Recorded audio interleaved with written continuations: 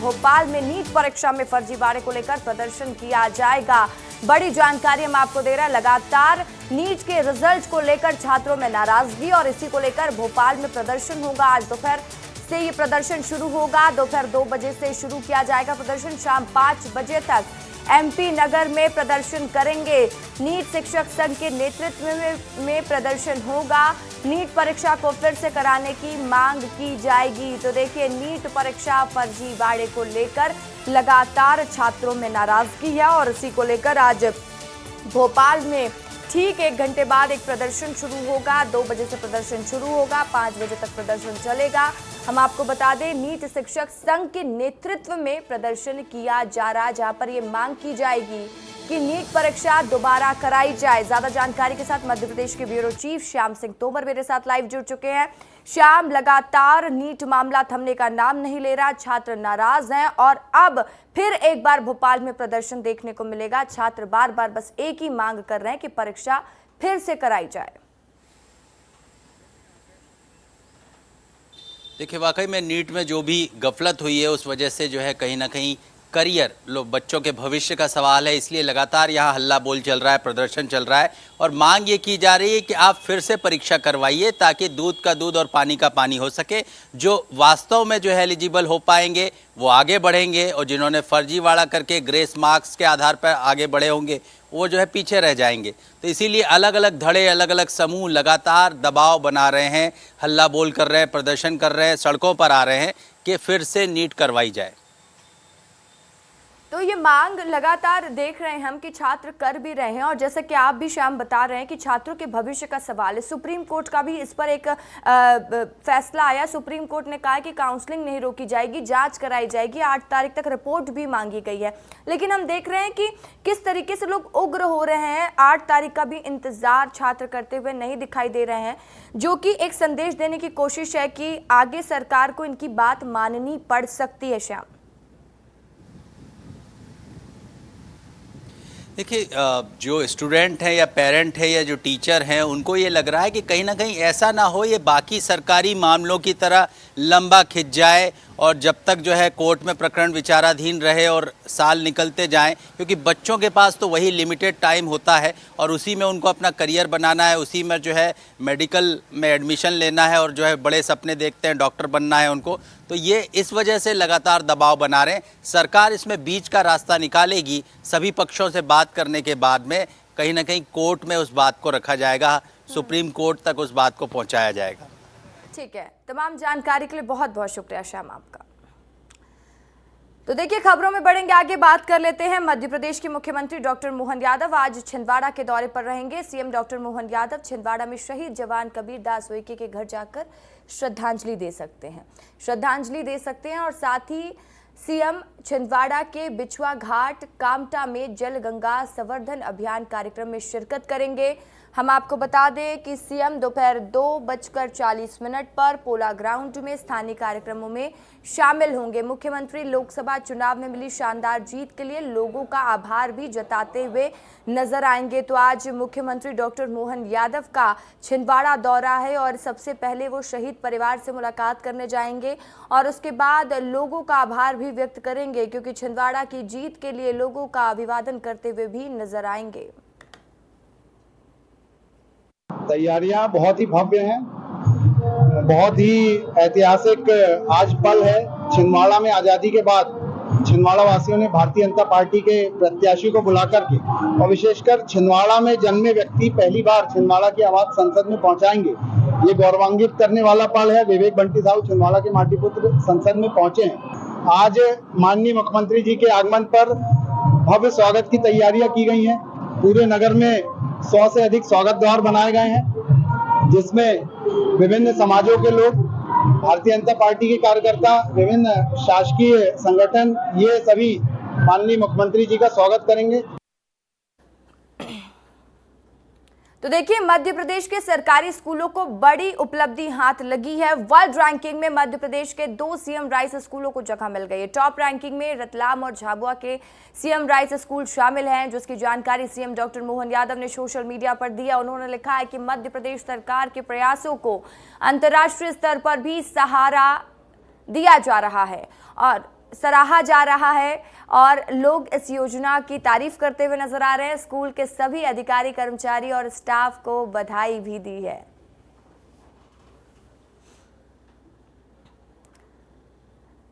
तो वहीं राजधानी भोपाल में जल गंगा संवर्धन अभियान के तहत विशेष अभियान चलाया गया, जिसमें विधायक भगवान दास सबनानी, MIC सदस्य RK सिंह बघेल और जोन अध्यक्ष आरती अनेजा, जोन अध्यक्ष विजला सजान और पार्षद राजबड़ी उइके, नगर निगम अधिकारी शामिल हुए। और यह अभियान होटल ताज के सामने चला, जिसमें जल स्रोतों की साफ सफाई की गई। वहीं होटल ताज के सामने जल गंगा संवर्धन अभियान के तहत जल स्रोतों की साफ सफाई की गई।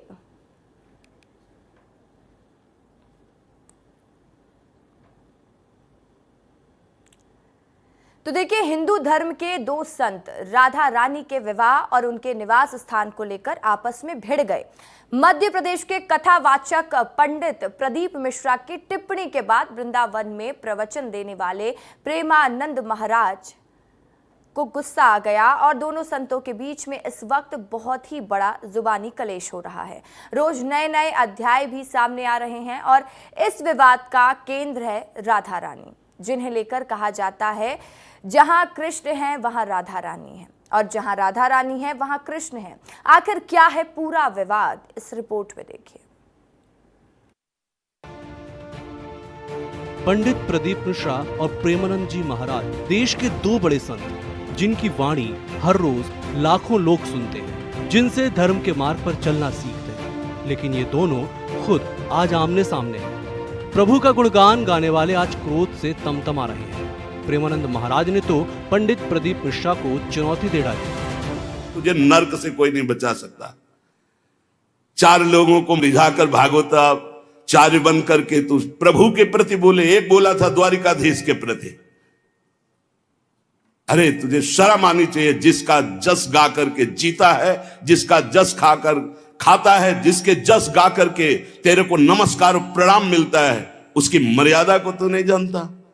किस बात का माइक में बैठ करके प्रवचन करता है जब तुझे ब्रह्म तत्व का बोध नहीं। प्रेमानंद महाराज का ये गुस्सा पंडित प्रदीप मिश्रा के एक बयान पर है। दरअसल प्रदीप मिश्रा कथा के दौरान राधा जी के प्रसंग पर कथा सुना रहे थे। दावा किया जा रहा है कि इस कथा के दौरान उन्होंने राधा रानी को लेकर जो बातें कही वो विवादित और सत्य से परे है। प्रदीप मिश्रा के अनुसार राधा जी बरसाना की रहने वाली नहीं थी। श्री कृष्ण की पत्नियों में राधा जी के नाम का कोई जिक्र नहीं है। इतना ही नहीं, वीडियो में पंडित मिश्रा को ये कहते भी सुना जा सकता है कि राधा जी के पति का नाम अनय घोष है। राधा जी की सास का नाम जटिला और ननद का नाम कुटिला था।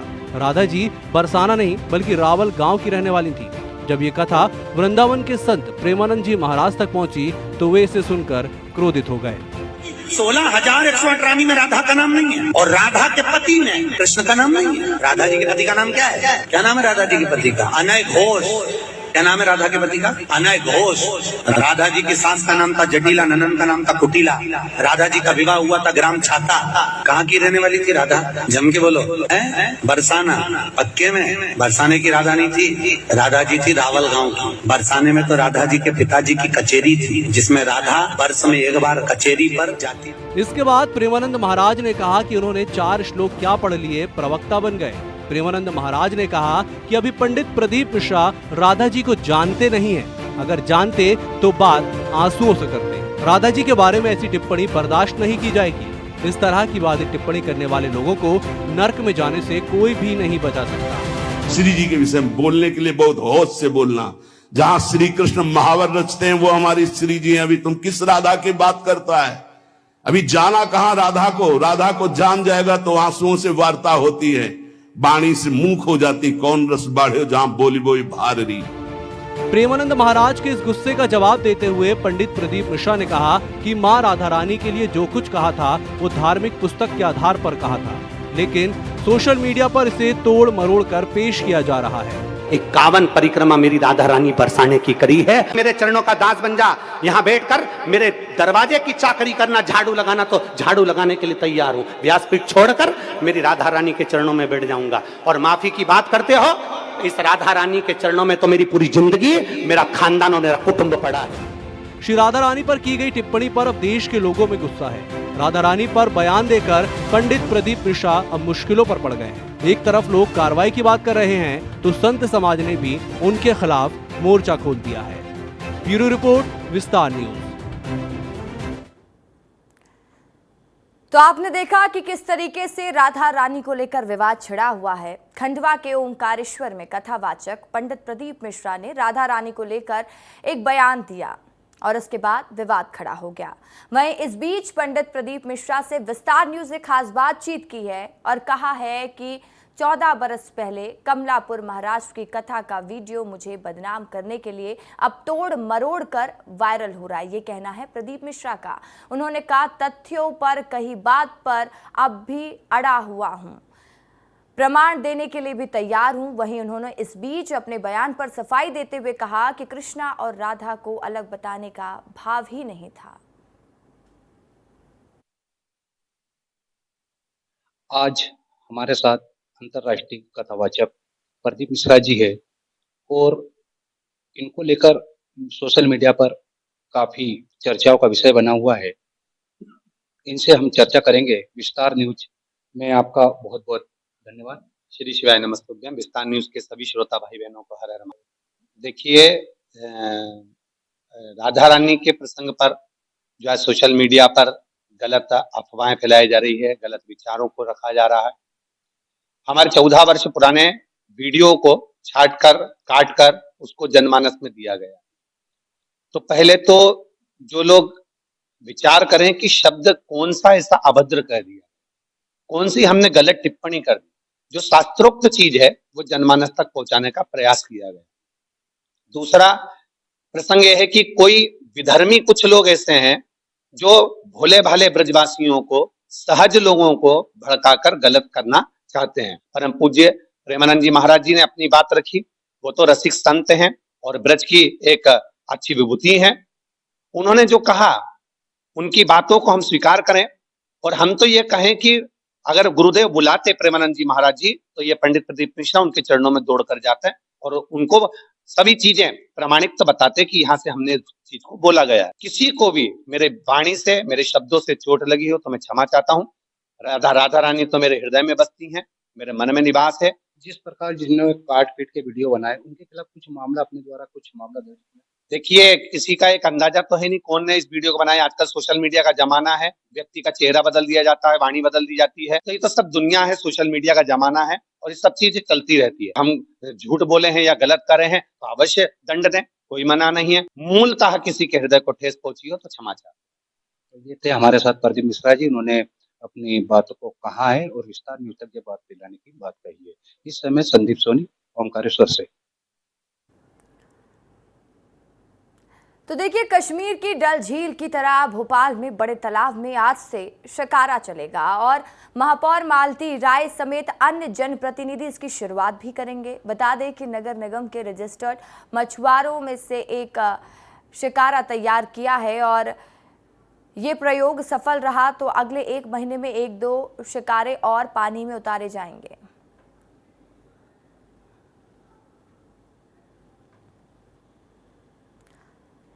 अब बात कर लेते हैं निवाड़ी की, जहां निवाड़ी में जल गंगा संवर्धन अभियान के तहत बड़े तालाब पर स्वच्छता अभियान चलाया गया और इसी के तहत कलेक्टर के निर्देश में गांव-गांव में हर नदी, तालाब, बावड़ी, नहर में साफ सफाई अभियान किया जा रहा है और गहरीकरण का भी कार्य किया जा रहा है। इस बीच निवाड़ी विधायक अनिल जैन बड़े तालाब पहुंचे, जहां उन्होंने लगातार 2 घंटे तक श्रमदान किया।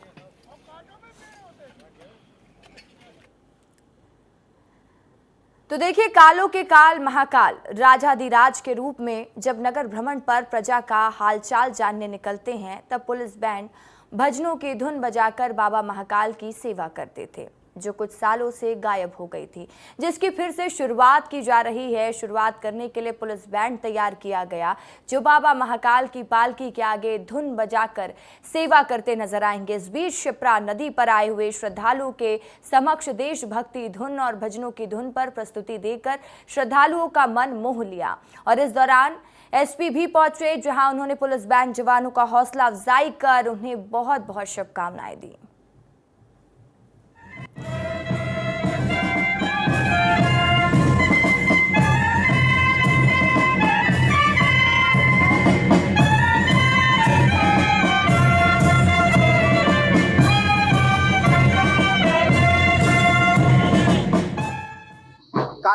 महाकाल की जब शाही सवारी निकलती है तब पुलिस बैंड के माध्यम से एक अलग ही अंदाज के साथ ओम नमः शिवाय की धुन बजाते हैं और ऐसा ही नजारा उज्जैन की मां शिप्रा पर दिखाई दे रहा है, जहाँ पुलिस बैंड के द्वारा अलग अलग प्रकार से भजन तैयार किए गए हैं, सुर मधुर धुन तैयार की गई है। महाकाल की सवारी आती है तो पुलिस बैंड की याद आती है और अलग अलग प्रकार से भजन भी गाते हैं, सेवा भी देते हैं और ऐसा ही नजारा उज्जैन के शिप्रा पे भी दिखाई दे रहा है। क्या कहेंगे? आने वाले 2 दिनों में गंगा दशहरा के उत्सव पर शिप्रा की परिक्रमा की जाएगी। आज हमारे पुलिस बैंड द्वारा शिप्रा के तट पर एक प्रस्तुति दी गई है। अब एक रेगुलर अफेयर रहेगा, समय समय पर प्रस्तुति दी जाएगी।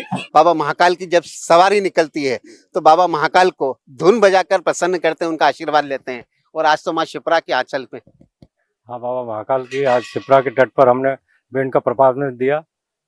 कितनी धुन तैयार की है, कितने भजन तैयार करते हैं जो लोग भी आप लोगों को देखने भी आते हैं, सुनने भी आते हैं? हमने बहुत सारे भजन तैयार करे, आज सुना है और भी हमको नया बैंड है इसलिए कुछ तैयारी हमको करना है। और राजा धीराज महाकाल भी इनकी धुन जब बजाते हैं तो बाबा महाकाल भी इन्हें आशीर्वाद देते हैं और अभी तो 2 दिन के बाद शिप्रा परिक्रमा निकलनी है, उसके लिए भी ये लोग तैयारी कर रहे हैं कि माँ शिप्रा में भी इस सुर मधुर भजनों के माध्यम से माँ शिप्रा का भी आशीर्वाद लिया जाए और कालों के काल महाकाल का भी आशीर्वाद हम पर बरसता रहे। मैं सिंह ठाकुर के साथ संतोष कृष्णानी, विस्तार न्यूज, उज्जैन।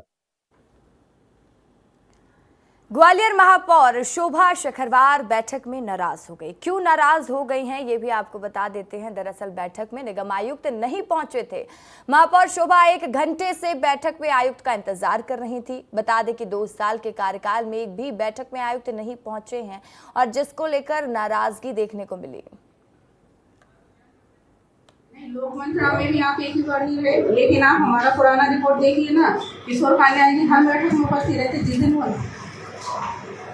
अभी आ रहे हैं लेकिन नहीं, हर बार बैठक में नहीं, सीएम साहब उपस्थित रहते कि हर बार बैठक में जब होती तो नहीं। और 12 बजे की बैठक के पार्षद आ चुके हैं, FRI के भी, तो बैठक हम किसके साथ लें? बालाघाट में कटंगी से सिवनी सड़क पर उस समय लोगों की सांसें थम गई जब 4 बाघ एक साथ सड़क पर नजर आए। चारों बाघों ने आराम से चहलकदमी करते हुए सड़क पार की। कटंगी से सिवनी सड़क पर काफी घना जंगल है। ये इलाका सिवनी के पेंच नेशनल पार्क से लगा हुआ है, जहां अक्सर जंगली जानवर सड़क किनारे नजर आते हैं।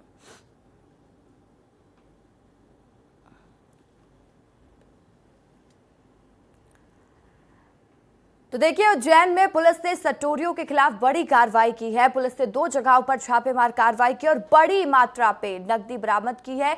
हम आपको बता दें कि पुलिस के हाथों में 10 करोड़ से भी ज्यादा की नकद पर्चियां लगी है और साथ ही कार्रवाई के बाद पुलिस खुलासा करेगी।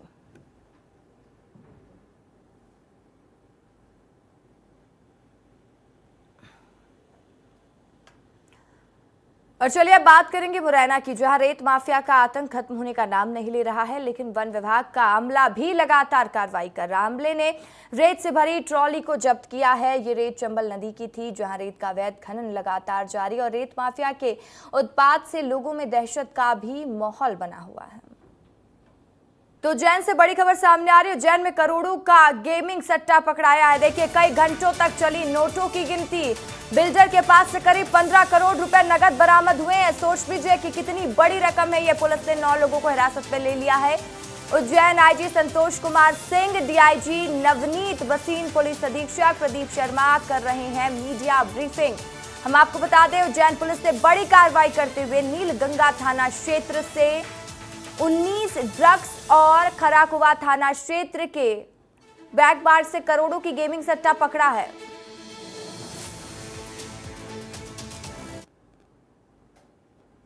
आपके उसमें आ जाए एक बार पिक्चर चीजें वो रखी गई है, इसका हम करेक्शन कर रहे हैं। और इसमें अन्य लोग भी जैसा आया और अन्य कोई हिसाब किताब भी, ये केवल कैश बरामदगी जो दिख रही है, ये केवल कैश रिकवरी है। सट्टे का हिसाब किताब भी होगा, वो भी अलग होगा, उस पर भी परीक्षण करके कार्रवाई की जाएगी। हो सकता है और रिकवरियाँ हो। जो सट्टा लगाते थे वो संख्या क्योंकि जिस प्रकार की बेटिंग हो रही है काफ़ी होगी, पर उसके जो मुख्य सूत्रधार हैं जिन्होंने ये किया हो उनके ऊपर कार्रवाई लगाने वालों। मैंने कहा कि जो भी सूत्रधार होंगे जो इस प्रकार के संगठित तरीके से एक अपराध कर रहे हैं उस पर कार्रवाई। कुछ गोल्ड भी रिकवर करा सर कुछ से अनअकाउंटेड फॉर वेल्थ रिकवर की गई है। जैसा मैंने शुरू में अभी रिक्वेस्ट किया था आपसे कि IT और संबंधित एजेंसी को हम सूचित कर रहे हैं, उसकी भी अकाउंटेबिलिटी को फिक्स करें। सर आपने बताया कि प्रॉपर्टी का भी काम होता है, तो क्या है जो रिकवरी हुई है ये प्राइमा फेसी जानकारी है, ये मैं कोई कंफर्म नहीं कर रहा। अभी जो कहा है कि ये जो है बेटिंग का कार्य कर रहे थे, लंबे चौड़े संगठित तरीके से एक खेल पे, गेम्स पे बेटिंग यानी सट्टा करने का काम कर रहे थे, जो कि संगठित अपराध है और इस अपराध पे हमने कार्रवाई करते हुए कार्रवाई की है। अब इनका बैकग्राउंड क्या है, क्या करते थे 15 साल पहले, क्या करते थे, वो भी चेक करके उस पर कार्रवाई करते हैं। बहुत धन्यवाद आपको, थैंक यू। के उज्जैन में करोड़ों का गेमिंग सट्टा पकड़ा गया। पुलिस को बड़ी सफलता हाथ लगी है। कई घंटों तक नोटों की गिनती चली है और तस्वीरों में जो नोटों की तस्वीर आई है उसे साफ समझा जा सकता है कि किस तरीके से ये सट्टोरी इस चीज़ को अंजाम दे रहे थे और लगातार जिस तरीके से बड़े लेवल पर सट्टा खेला जा रहा था। 9 लोगों को हिरासत पे ले लिया गया, पूछताछ की जा रही है। आगे यही उम्मीद है कि आगे और बड़े खुलासे हो सकते हैं। कई तार अंतर्राज्यीय सट्टा गिरोह से भी जुड़े हुए नजर आ सकते हैं।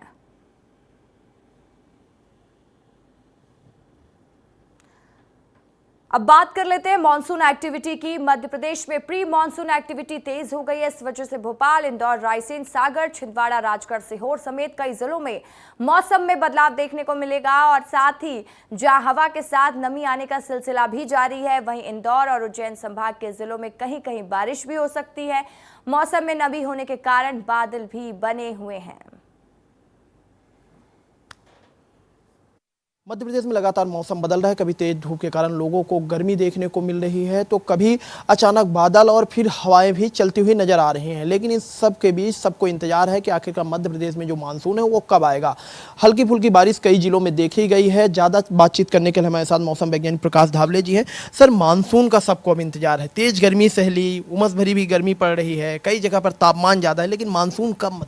जैसे कि हमारे मुख्यालय द्वारा प्राप्त सूचना के अनुसार मानसून का जो प्रोग्रेशन है, उसका एडवांसमेंट है, वो थोड़ा स्लो हो रहा है। और उन्होंने जो मीन्स इन्फॉर्मेशन दी है उसके चलते जो है अभी मध्य प्रदेश का उन्होंने जिक्र नहीं किया है। मानसून जो है हल्का महाराष्ट्र के अनेक भागों से, विदर्भ से होते हुए, छत्तीसगढ़ से होते हुए और ओडिशा और कोस्टल आंध्र प्रदेश से होते हुए 3-4 दिनों में एडवांस करने की मीन्स और सूचना प्राप्त हुई है। उसके अनुसार जैसे मध्य प्रदेश के लिए थोड़ा 4-5 दिन रुकना पड़ेगा। मैं चाहूंगा ये जो मैप है, मैप में जो ब्लू लाइन है, रेड लाइन है, ये प्रतिमा जो लाइन है, इन्हें जरा बताइएगा कि ये मानसून के जैसे लाइन है टच कर रही है, कहाँ कहाँ पहुंचा है। जैसे कि ये जो रेड कलर की लाइन है ये normal dates of onset of monsoon show करती है। उसके साथ जो ब्लू कलर की लाइन है तो इस साल का एडवांसमेंट ऑफ मानसून के बारे में जानकारी देती है। तो जैसे कि आप देख सकते हैं कि ये जो लाइन अभी 13 तारीख को यानी कल जो ड्रॉ की गई थी, तो वो जो लाइन है जलगांव से होते हुए यहाँ से मीन्स विदर्भ से होते हुए जो जा रही है चंद्रपुर साइड से, तो यहाँ पे अभी भी यानी जैसे मध्य प्रदेश को टच नहीं कर पाई है। भले ही मैप में थोड़ा दिख रहा है, लेकिन जब एक्सपांड करेंगे मैप तो आप देखेंगे कि ये जलगांव से क्लियर करके जा रही है। मध्य प्रदेश में जो है 18 तारीख तक मानसून मीन्स आने की संभावना जताई गई है। जैसे रीवा, सतना, मऊगंज है ना, और मैहर, सिद्धि और सिंगरौली, इन 5 जिलों में जो है मीन्स तापमान 45 के आसपास जाने की संभावना बनी हुई है। हमारे साथ मौसम वैज्ञानिक प्रकाश धावले जी थे, जिन्होंने बताया कि मध्य प्रदेश में 18 या 19 तारीख तक मानसून की एंट्री हो जाएगी। कैमरा पर्सन राकेश के साथ सूरज तिवारी, विस्तार न्यूज।